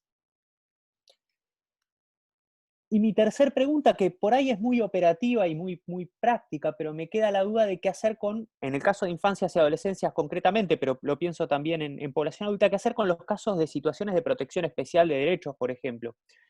¿Qué pasa con las personas privadas de libertad? ¿Qué pasa con niñas, niños y adolescentes que viven bajo sistemas de protección de 24 horas? ¿Son beneficiarias y beneficiarios de este dispositivo o no? ¿O podrían serlo? ¿De qué manera o por qué motivos? Nada, como cuestiones que me parece que sería interesante pensar y que están quizás muy ligadas a lo instrumental, pero que a la vez me parece que al momento de pensar en el escenario de reflexión de una renta básica universal, está bueno tenerlo como elementos para incorporar en la discusión. Así que muchas gracias y seguimos atentos. Muchas gracias, Mauricio, porque pones un tema, fundamental, ¿no? La pobreza en el tema infancia se refleja también de manera clara. Ahora le daría la palabra a el secretario de Derechos Humanos del ZUNCA, del Sindicato de la Construcción, Toto Núñez, que intercambiamos días pasados en unos talleres muy interesantes y vimos más pertinente que estuviera la Secretaría de Discapacidad, estuviera la Secretaría de Derechos Humanos por la visión integral que tiene, y también esta perspectiva desde lo sindical, uno de los sindicatos más importantes y fuertes de Uruguay, para que Daniel lo sepa, con un gran compromiso en los sectores populares y también en la negociación colectiva con la conquista de derechos. Lo quiero decir porque en esa lógica no actúa desde la perspectiva corporativista de defensa solo de los intereses de su sectorialidad, sino de los intereses para todos y en la igualdad. Y creo que vale la pena reivindicarlo en ese sentido. Entonces, Toto, te doy la palabra para que puedas hacer algún comentario, alguna pregunta. Sí, ¿se escucha? Te escuchamos. Sí, bueno, primero que nada, buenas tardes, gracias por la invitación. En la distancia un saludo a todos los hermanos de otros países. Sí, corresponde abrir una opinión sobre este conservatorio, sobre lo que tiene que ver los derechos de los trabajadores. Es verdad, nosotros en nuestro sindicato tenemos un espacio que se llama Secretaría de Derechos Humanos, que lo que hace es llevar adelante la construcción cultural de lo que son los derechos del trabajador y su familia. Nosotros, escuchando un poco las distintas intervenciones sobre el tema de la renta, evidentemente nosotros hoy en esta situación, pero ya hace muchos años, dando respuesta a problemas que no están solucionados a través de políticas estatales ni acuerdos a nivel de Consejo Salario, que es la herramienta fundamental y democrática que tenemos los trabajadores para generarnos condiciones de vida y de trabajo en la industria, que es histórica, uno de los primeros gremios que la logró y que después se consolidó en ley con la venida del Frente Amplio. Cuando hay situaciones que no están cubiertas, ahí aparece como una respuesta de tipo renta, ¿no? Es decir, que cubre algunas necesidades que no están cubiertas. Una es cuando los trabajadores están sin trabajo, desempleo, y cuando ya no tienen más cobertura del Banco de Previsión Social. Ahí nosotros también, hoy, en este lugar donde ustedes están viendo, que es el Fondo de Capacitación, se están entregando 5.000 canastas de alimentación y un agregado para pasar la fiesta, porque es una respuesta que tiene que ver con un tipo de renta que donde no hay respuesta, donde falta lo que es la alimentación, bueno, ahí nosotros damos ese tipo de respuesta, que es una canasta que está financiada desde el punto de vista bipartito, tanto los trabajadores y el sector empresarial, a través de los fondos sociales, hacemos esa política. Está conmigo Lourdes Otero, responsable de género en nuestro sindicato, que también nosotros en el caso de lo que son los derechos de la mujer, cuando entra en situación de vulnerabilidad, que queda sola con sus hijos y que no tiene vivienda, ahí también tenemos una respuesta a través de las brigadas solidarias, que es generar condiciones, digo, para arreglar una casa en condiciones para que con sus hijos pueda sostener esa situación. Y esto tiene que ver con la respuesta de lo que es todo derecho, es verdad lo que dice Nelson. Nosotros tenemos una política que trasciende lo salarial, que trasciende lo reivindicativo, trasciende la industria, inclusive, digo, trasciende lo que son los trabajos de la construcción. Estamos generando políticas y respuestas que se le pueden llamar respuestas parecidas a las rentas, de que, bueno, se da algo porque falta, pero nosotros creo que hace 2 años se votó una ley de ingreso al sector sobre personas discapacitadas, y ahí es una de las cosas más sensibles que nosotros nos preocupa, porque hay en el trabajador que se accidente y queda con discapacidad, esa ley nos permite discutir el acceso a la industria de la construcción y que no el trabajador quede fuera porque está discapacitado. Ahora, ahí hay problemas, porque un trabajador tiene que ir a trabajar una obra, conseguimos, entra el trabajador a la obra, pero está en condiciones de discapacitado, una silla de ruedas, bueno, y precisa una silla de ruedas especial. Bueno, ¿cómo se la resolvemos? Porque todavía hay sistema de seguridad social, si bien ese trabajo tiene una renta que es discapacitado, hay cosas que todavía no las cubre. Entonces, nosotros creemos que una de las cosas fundamentales para pelear por rentas, que son, creo que son buenas, digo, porque es la expresión solidaria de resolver derecho a la gente, digo, que no tiene, es también, digo, va de la mano de la organización sindical, de la organización popular, de los reclamos de la gente organizada. Por eso nosotros creemos que es fundamental ayudar a la sociedad para tener estos objetivos como políticas humanas y defender derechos, es la organización. Nuestro sindicato ayuda en todos niveles. Estas conversaciones nosotros después las trasladamos para ver en qué está el mundo, en qué estamos todos, para construir esa cultura que es con organizaciones, con lucha, y que solamente nosotros nos garantiza pelear por rentas si hay negociación con colectivos, si hay ángulo democrático de diálogo, porque si no, es evidente en nuestra sociedad, en esta crisis que apareció ahora, los sectores que no tenían estas condiciones fueron los que no pudieron reclamar rentas, digo, que le permita vivir, que le permita soportar esta situación. Yo, para terminar, muy breve, digo, saludo al expositor, a Daniel, y la pregunta es, la renta básica, si hasta dónde abarca, qué cosas abarcaría, si es una renta integral, parcial, digo, si nosotros nos gustaría tener, digo, cómo jugaría en los sectores de trabajadores, para darnos una idea y empujar para adelante lo que es esta política, digo, porque evidentemente, digo, es decir, hay cosas, digo, que hoy faltan y queremos cubrirla, pero el concepto de renta, hasta dónde llegaría, si es una renta que abarque todo lo que es definido, los puntos más importantes, los derechos elementales de la gente, o qué, ¿no? Es decir, pero vuelvo a repetir, yo pienso que estas políticas tienen un gran decir, construcción cultural, que es la organización y la lucha, porque si no, mucha gente dice, bueno, yo preciso una renta, pero que me la consiga, pero ahí debe haber un compromiso y debe haber una formación cultural para que esa renta tenga un componente de la participación de la gente, que a veces es es lo que utiliza el sector de Perdóname una cosa, ¿podrías repetir? Porque es que me estaban hablando también y me he perdido a parte de tu pregunta. ¿Exactamente cuál era, por favor? Es O decir, reflexión. la renta básica, ¿a qué extensión, a qué nivel alcanza en cuanto a tema de derechos básicos? ¿Hasta dónde abarca eso? Es un poco la preocupación nuestra, ¿no? Y bueno, terminamos por acá. Muchas gracias, Dr. Luis, y la compañera ahí. Creo que traes otra mirada, otra práctica, otra dimensión que ayuda a interactuar también, digamos, y a generar puentes, que es lo que queremos hacer con estos espacios. Estamos en momentos que se requiere dialogar mucho, salirnos de las burbujas académicas, de las organizaciones sociales, de los espacios institucionales, y crear espacios comunes que permitan generar masa crítica entre todos y todas.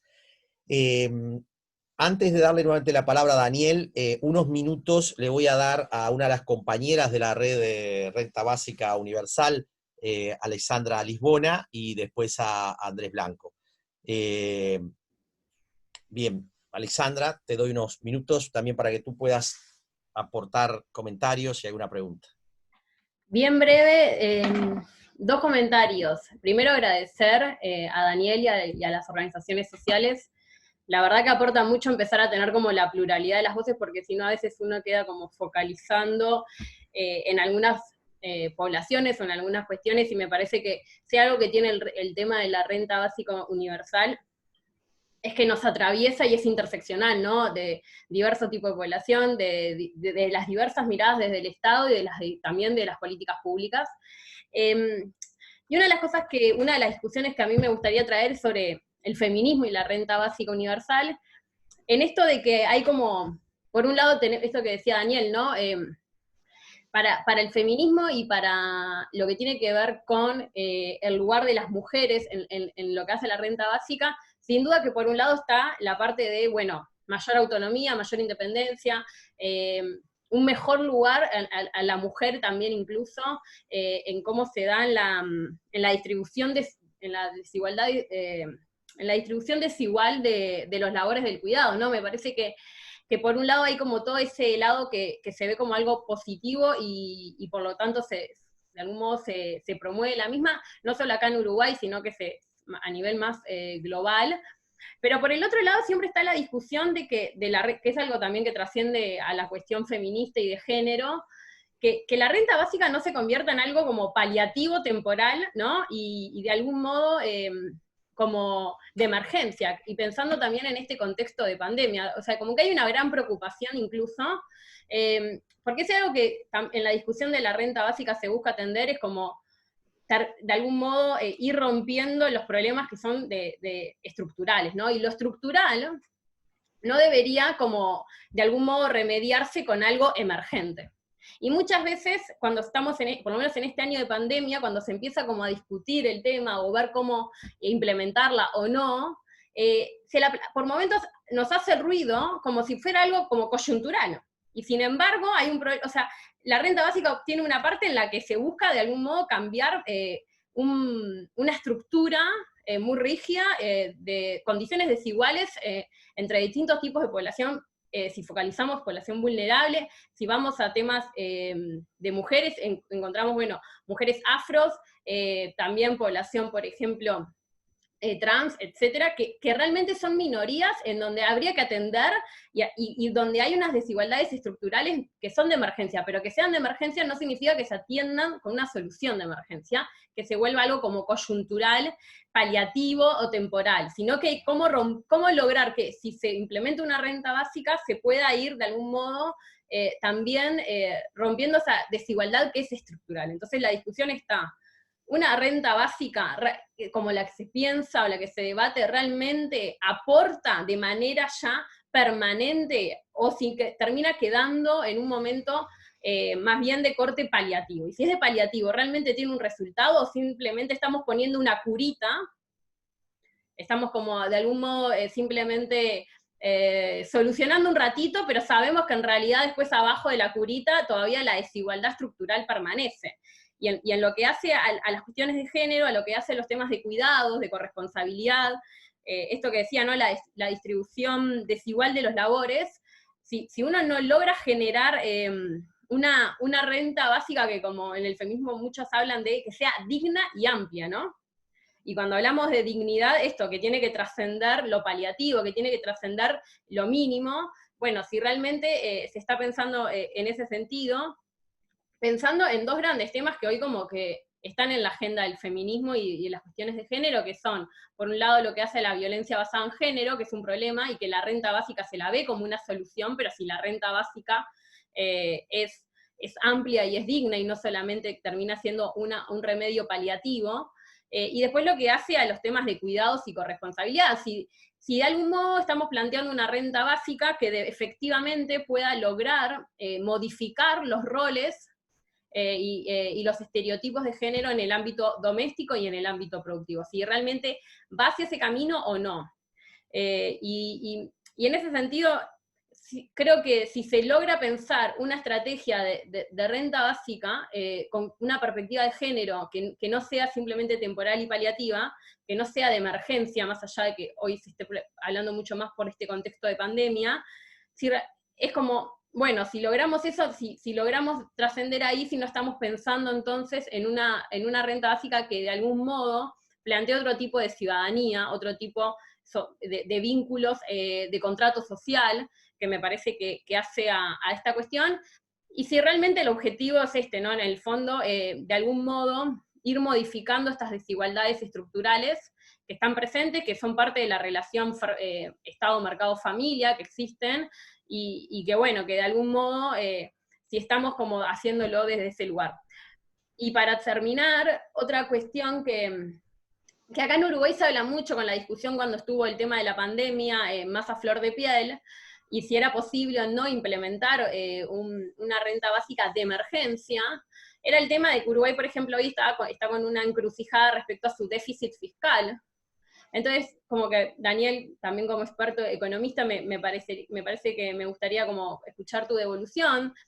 ¿Qué le respondes a un gobierno que te dice que tengo gran déficit fiscal y que también por eso es un problema y un obstáculo para implementar un modelo de renta básica de emergencia? ¿Cuál es, si existe o no en un contexto en el que se habla de este problema fiscal, si es viable o no? Y si es viable, bueno, ¿cuáles deberían ser las variables a tomar en cuenta un gobierno, a pesar de este contexto específico de déficit fiscal, para poder afrontar una política de renta básica de emergencia? Si es que es viable, o si esa razón ya la hace como decir, ok, no se puede, y es entendible que un gobierno que dice y explica desde un lugar de la razón del déficit fiscal, no se puede implementar una renta básica. Si con eso alcanzo no como un argumento para pensar en no poder llevar adelante en medio de una pandemia algo así. Me gustaría como escuchar como la devolución que vos le harías si ese es el argumento.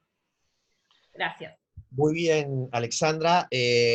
Unos minutos, Andrés, para cerrar aportes de la red. Yo después al final voy a decir alguna también comentario y pregunta, pero puntual. Así le podemos dejar unos 20 minutos, 25 minutos a Daniel para responder la multiplicidad de temas que se plantearon. Bien, a mí me da buen pie lo que acaba de decir Alexandra sobre el déficit fiscal, porque este es un tema que nosotros hemos considerado cuando hicimos nuestra propuesta sobre la renta básica, y yo creo que hay que estar un paso atrás, o sea, hay que pensar si el déficit fiscal es un problema. Yo creo que no lo es, decididamente, y me sirve mucho, y me gusta mucho la referencia que hizo Daniel a Mikhail Kalecki, porque es un economista con el que yo tengo mucha afinidad, y siguiendo, entre otros, el pensamiento de Kalecki, John Robinson u otros referentes del pensamiento post-keynesiano que él mencionó, yo creo que el déficit fiscal no solo no es un problema, sino que al revés, yo diría que lo que sería preocupante serían las situaciones de equilibrio, superávit fiscal prolongado, porque yo parto del supuesto de que el gasto público, y sobre todo el exceso del gasto público, por lo menos el gasto público no financiero, tiene un efecto dinámico por ser un componente de la demanda agregada, por lo tanto, no solo no es algo a lo cual haya que tenerle miedo, yo no le tengo miedo por lo menos al déficit fiscal, sino más bien todo lo contrario, o sea, no creo que sea un problema el déficit fiscal. Como consecuencia de esto, ¿por qué viene a cuento esto? Bueno, porque Primero, creo que un punto que tenemos que discutir y que por supuesto rebasa con creces el problema o la temática de la renta básica universal, es que hay que, no sé si decirlo, combatir o desinstalar la idea de que el déficit fiscal es un problema y que tenemos que, de alguna manera, combatirlo bajando el déficit público y tampoco incrementando los impuestos, ¿no? Eso por un lado. Ahora, por lo tanto, digo, no me preocupa el hecho de que coyunturalmente una renta básica de emergencia o más a largo plazo una renta básica universal en toda su dimensión, con todas las letras, pueda significar un incremento significativo del gasto público.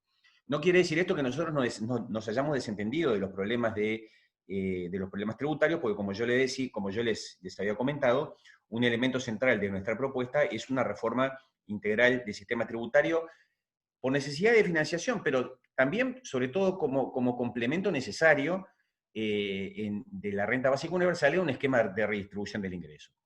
Muy brevemente, en ese sentido, nosotros hemos partido del supuesto en nuestro trabajo de que la reforma tributaria uruguaya, si bien, o sea, el sistema tributario uruguayo, si bien cuando se implantó en el año 2007, significó una mejoría respecto de la situación anterior, decididamente es un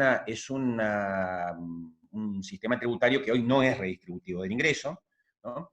Particularmente el impuesto a la renta de las personas físicas tiene características regresivas, porque solamente tiene instalada la progresividad en las rentas del trabajo y tiene tasas muy bajas y fijas para las rentas del capital, o sea, está lejísimo de ser un impuesto a la renta personal integral y absolutamente progresivo. Hablan, además de que inclusive en lo que tiene que ver con las tasas del trabajo, fíjense ustedes, Daniel hablaba de las tasas máximas del 100%, en el caso uruguayo la tasa máxima solamente para las rentas del trabajo es del 36%, mientras que, bueno, para las rentas del capital tenemos tasas, yo diría, irrisorias del 7 y del 12%.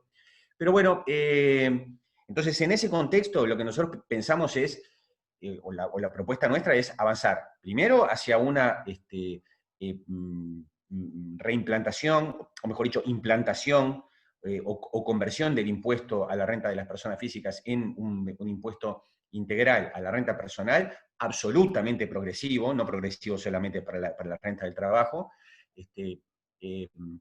cumpliendo con, digamos, o cortando ese déficit, o ese quedar a mitad de camino que tuvo, o menos de la mitad de camino, diría yo, que tuvo la reforma tributaria del 2007.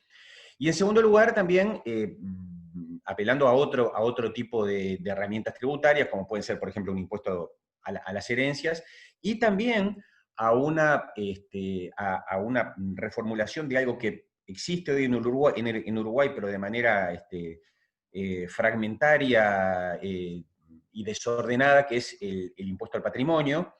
Entonces nosotros estamos pensando que por lo menos es digno de análisis una reformulación del impuesto al patrimonio, también puesto el eje en el impuesto al patrimonio personal, y con una base, digamos, de gravar el patrimonio de los residentes. Bueno, esto, digamos, como reflexiones adicionales para completar un poco la propuesta de la red temática de la UDELAR, que hoy por razones de tiempo no lo pude hacer. Una breve reflexión simplemente para responder un poco lo que me planteaba Sergio. Algunas estimaciones muy primarias que hemos hecho nosotros nos dan que una renta básica que las incluimos en el trabajo que hicimos en la primera mitad del año. Nuestra propuesta de la renta básica de emergencia nos daba, para que tengan ustedes una idea, más o menos un punto y 2,2% más o menos del Producto Bruto uruguayo, y las etapas intermedias, nosotros, por lo menos trabajando con el Producto Bruto del año 2018, que era el que teníamos a mano en aquella oportunidad, estaba en el entorno más o menos del 3%, y con una renta básica universal realmente universal, valga la redundancia, en el entorno del 6% del Producto Bruto, calculando, esto, si quieren, luego entro en más detalles, un monto relativamente modesto, que sería más o menos en el eje de una canasta básica alimentaria por persona, como monto de la renta básica universal. Pero la dejo para acá porque ya me extendí demasiado. Gracias. No, bien, Andrés, llevaste a lo concreto de los temas. Yo antes de darle la palabra a Daniel, capaz que vuelvo a temas un poco más abstractos, pero el devenir de nuestras sociedades y actualmente es qué nos hace libres.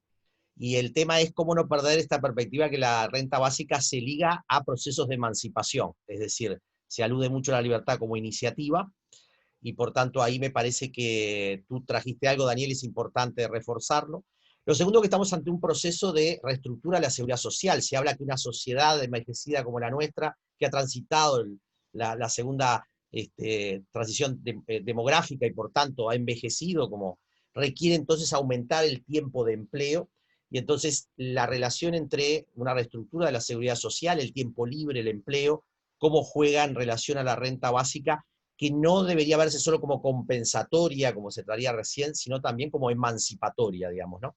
Entonces, Daniel, nos quedarían unos 20, 25 minutos como para que tú puedas retomar alguna de las intervenciones y, bueno, que sea un puntapié para seguir el diálogo. Bueno, la verdad es que han sido todas unas intervenciones muy interesantes, pero lo que les puedo asegurar es que será imposible responderlas en los 20 minutos que voy a utilizar, entre otras cosas porque he llenado más de 3 páginas solamente no tanto de reflexiones casi, sino de preguntas, ¿no? Bueno, producto de reflexiones, con lo cual, pues obviamente, en fin, no hay tiempo para responder todo esto, ¿no? Pero bueno, voy a intentar, dentro de lo posible, pues algunas de las cosas, disculpen aquellos que quizá no se sientan respondidos, pero es simplemente porque estaba pensando, mientras estaba apuntando, estaba pensando que me han sugerido precisamente el título de este libro que tiene que salir de aquí un mes, creo, me ha dicho la editorial, porque realmente lo voy a titular Renta Básica, ¿por qué y para qué? ¿No? Pues para responder, si me permiten la broma, casi a todo, ¿no? Pero bueno, vayamos en serio, vamos a ver. No digo los nombres de quien lo ha hecho, ha empezado Beto, creo que se llama Bertoni, ¿no? O Reto Bertoni, bueno, es igual, Reto Bertoni, pero ya no diré los nombres porque algunas cosas las mezclo para hacerlo, creo, más ágil, ¿no? Vamos a ver. Efectivamente, el problema, o sea, republicanamente, como decía él y como se ha dicho tantas veces, quien es pobre no puede ser libre. O sea, esto para una persona que tenga una concepción de la libertad liberal sí que puede ser libre una persona, aunque sea pobre, porque desliga la libertad de las condiciones materiales de existencia.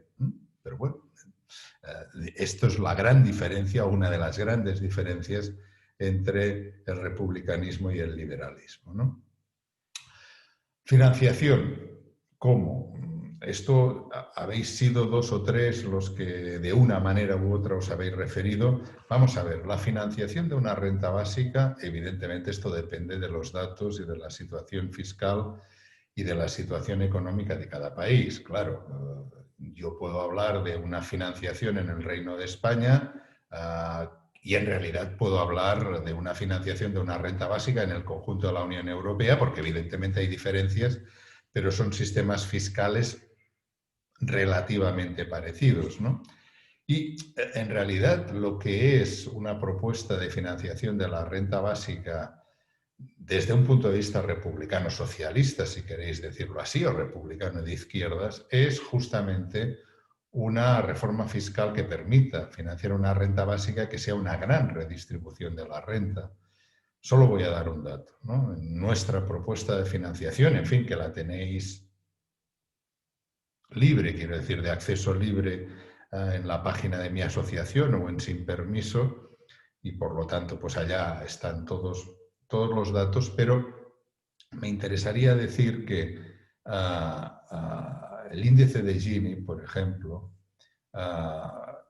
pasa de ser uno de los más desigualitarios de la Unión Europea, del Reino de España, que sería después del IRPF aproximadamente del 0,36, pasaría a ser del 0,24 o 0,25, es decir, uno de los índices de Gini más igualitarios del mundo, parecido a los que tienen en Finlandia, Dinamarca, Suecia, que como sabéis son los países donde tienen más recaudación fiscal, evidentemente, y tienen unos servicios públicos impresionantes, y donde el índice de Gini es el más reducido y por lo tanto el menos desigualitario del mundo, ¿no? Otros aspectos. Permitirme, y así me evito muchas palabras y os lo vais a pasar bien aquellos que no lo conozcáis, os voy a poner en el chat, ya lo he puesto. No lo pongáis ahora porque vale más la pena lo que él dice que lo que digo yo.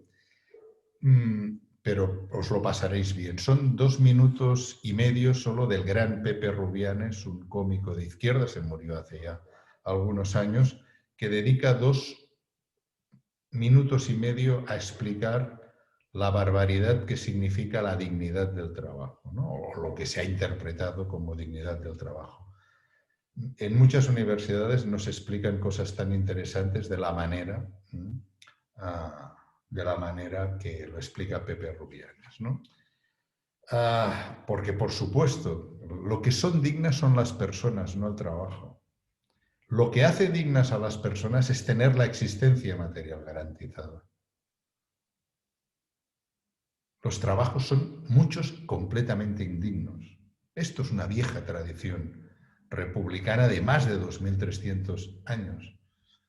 Los trabajos, ya Aristóteles hablaba de que el trabajo asalariado es esclavismo a tiempo parcial, algo que Marx, con otro lenguaje, lo recuperó, evidentemente, ¿no? Y cuando yo oigo a gente de izquierdas, pues algo así como sacralizar la dignidad del trabajo, uno piensa, pero ¿de qué estamos hablando? El trabajo en las condiciones del sistema capitalista es digno.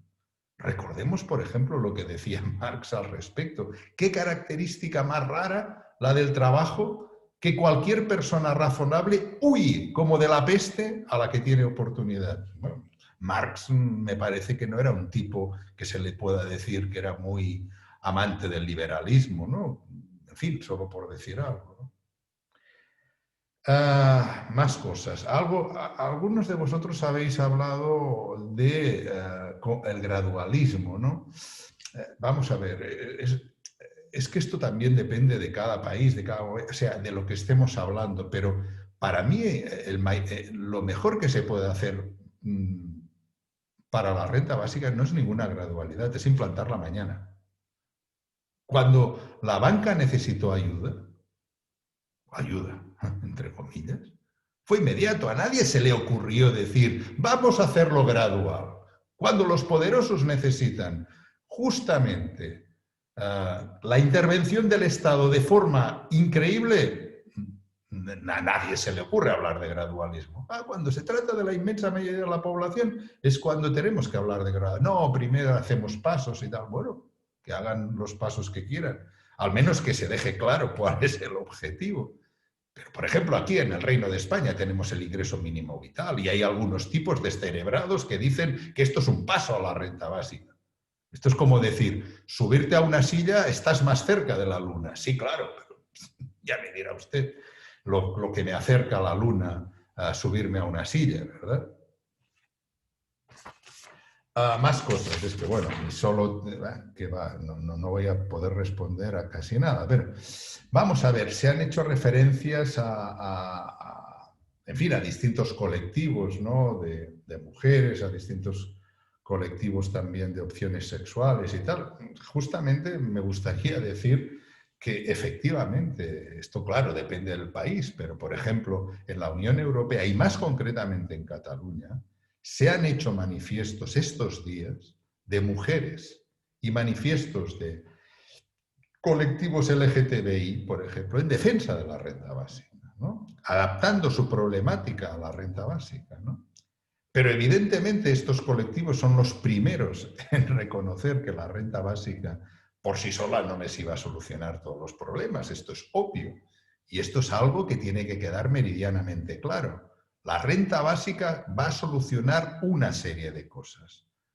Bueno, ¿y qué cosas va a solucionar? Hombre, me parece a mí, por ejemplo, que acabar de golpe con la pobreza, siempre que sea una renta básica igual, al menos al umbral de la pobreza, se puede demostrar matemáticamente que si se da una renta básica igual al menos al umbral de la pobreza del país en cuestión, claro, y el umbral de la pobreza varía según obviamente el país, pues se puede acabar con toda la pobreza, al menos desde el punto de vista estadístico. Claro, otra cosa, luego son personas con unas características muy especiales, pero se acaba la pobreza. Se incrementa o se decrementa muchísimo la desigualdad, como el ejemplo que les ponía del índice de Gini en nuestro caso, ¿no? Y se garantiza la existencia material de toda la población, es decir, de la inmensa mayoría de la población que es trabajadora y de la gran mayoría también, o una parte importantísima de la población, que son mujeres. Aumenta su poder de negociación. Muchas feministas lo vieron claro desde hace muchos años. Carol Pateman, por ejemplo, la gran feminista de hace algunas décadas, que la mujer decía de forma bien clara: la renta básica para las mujeres es fantástico. ¿Por qué? Porque es individual. Es decir, no es para colectivos determinados, es individual, por lo tanto, para las mujeres es individual. ¿Esto qué significa? Que muchas mujeres van a tener la posibilidad de deshacerse, de la libertad de deshacerse de muchas parejas que actualmente son sus torturadores, ¿no? Pero que no tienen la existencia material, o sea, que dependen de sus torturadores, de sus agresores en cuanto a la existencia material. Y esto para muchas mujeres serviría, para otras, las que son ricas no, por supuesto, pero para muchas mujeres esto serviría. Yo creo que una renta básica que sirviera para esto, sin contar otras consideraciones, bueno, y aunque nos pongamos un poco tontos como nos ponemos a veces los economistas diciendo ceteris paribus, es decir, aunque no variara en otras cosas, bueno, estaríamos hablando todavía de capitalismo, por supuesto, pero este capitalismo sería algo diferente, ¿verdad? Igual que es algo diferente el capitalismo de los años 40, 50 y 60, al menos en la Unión Europea, bueno, los países que ahora forman la Unión Europea, que en estos mismos países a partir de la gran contrarreforma neoliberal de los años 70 y 80, por supuesto, ¿no? Esto es producto de políticas económicas, ¿no? Más cosas, a ver, y ya voy acabando porque veo que ya no hay más. Vamos a ver. Se preguntaba también sobre la escasez de los recursos del Estado, ¿no? Vamos a ver, los estados no es que tengan escasez.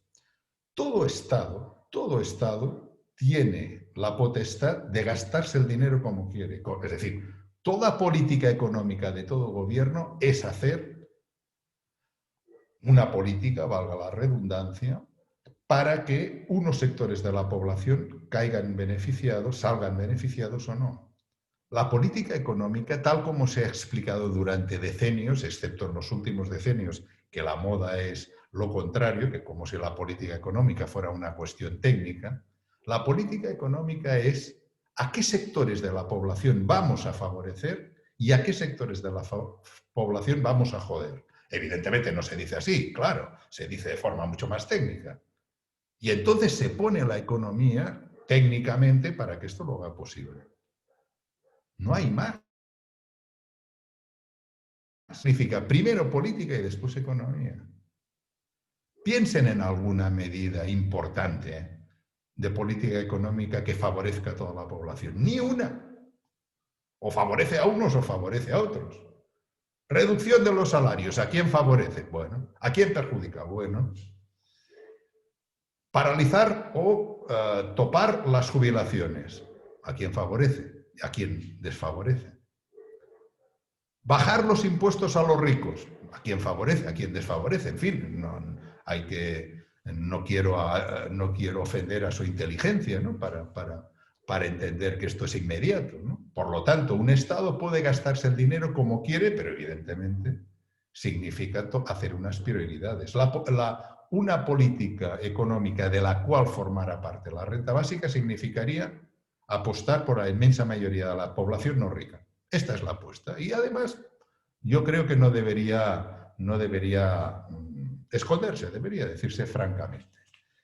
Y evidentemente había una pregunta que decía, sí, ¿y qué le dirías a un gobierno que dice que el déficit fiscal yo le diría a este gobierno, bueno, depende, esto contestaría en función evidentemente de cada país, pero por ejemplo en la Unión Europea lo que decimos es que el fraude fiscal que hay es inmenso, la evasión fiscal que hay es inmensa. En el caso concreto del Reino de España, cada año la Iglesia Católica se lleva 11.000 millones de euros, he dicho bien, 11.000 millones de euros en cuanto a posibilidades que tiene de no pagar determinados impuestos y exenciones, etcétera, del Estado.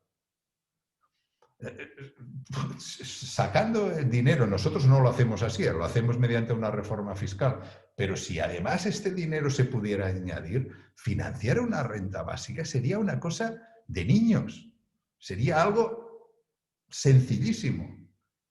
Ya lo es, creo, Por ejemplo, háganse simplemente esta idea, y con esto ya voy acabando, porque, y disculpad a los que no he contestado, pero vamos a ver. Simplemente con un 10% de impuesto a las grandes fortunas patrimoniales del Reino de España, y dinero legal, no el que tienen en los paraísos fiscales, no, dinero legal. Y sin contar la primera residencia, es decir, que en la primera residencia, aunque sea un palacio, no cuenta, no cuenta. Solamente con un 10%, que por cierto, creo que después de un 10% te quedas rico, ¿no? Todavía, si eres muy rico. Bien. Solamente con un 10%, en el Reino de España se recogerían 96.000 millones de euros. A lo mejor, como es normal, no os hacéis una idea por el cambio de moneda y por el cambio de situación económica y social de Uruguay y del Reino de España. Pero 96.000 millones es una cantidad muy superior a lo que son las pensiones públicas. Estamos escuchando desde hace tiempo que las pensiones públicas no se van a poder mantener porque cada vez la población es más vieja, Y solamente con un 10%, repito, se conseguiría más dinero que todo el necesario para mantener, y anualmente, me estoy refiriendo a cantidades anuales, a todas las pensiones públicas. Es decir, que en cualquier caso, una renta básica es una propuesta conflictiva.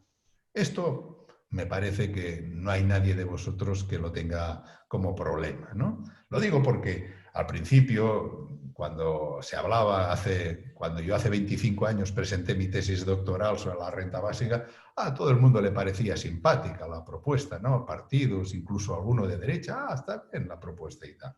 Pero a la que se trata de poner en concreto cómo se hace, es cuando sale una medida conflictiva. ¿Por qué? Porque unos ganan y otros pierden, aunque la reciba todo el mundo.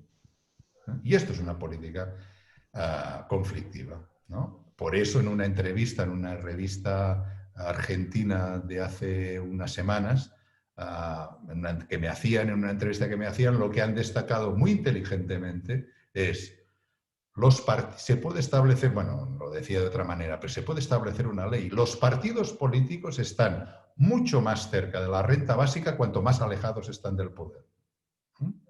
Y cuanto más cerca del poder está, por lo tanto, también más alejados están de la renta básica. Es decir, lo que algunos autores llaman el apoyo barato a la renta básica. Mientras tú eres un partido que te queda mucho para llegar al gobierno, el mismo PSOE el que actualmente gobierna en el Reino de España. Cuando está en la oposición coquetea mucho más con la renta básica.